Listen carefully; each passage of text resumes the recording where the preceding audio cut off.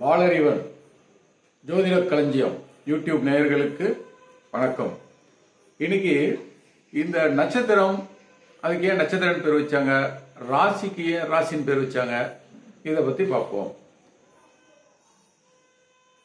இத நம் முன்னோர்கள் வானத்தை பார்த்து, அதாவது இந்த பருவத்தை கணிப்பதற்காக வானத்தை ஆய்வு செய்யும் பொழுது வானத்துல அங்கங்க நட்சத்திரங்கள் தெரியுது. அதாவது விண்மீன் புள்ளி புள்ளியா தெரியுது.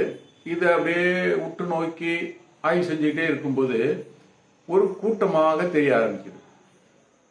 அப்ப பார்க்கும்போது இந்த ஒவ்வொரு புள்ளிகளையும் ஒரு கற்பனை கோட்டால இணைச்சு பார்க்கும்போது நல்ல சித்திரமாக தோன்றுகிறது.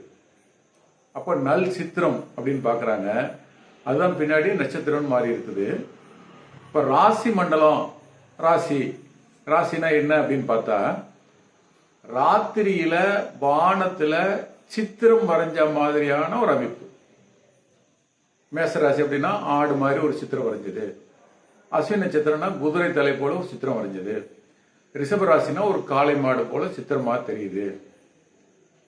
அப்ப மிதுன ராசி இரட்டை குழந்தைகள், கடகம், நண்டு, இந்த மாதிரியான அமைப்புகளை பார்த்து வானத்துல சித்திரம் வரைஞ்ச மாதிரியான இருக்க அமைப்பை பார்த்துதான் அதுக்கு ராசின்னு பேர் வச்சாங்க.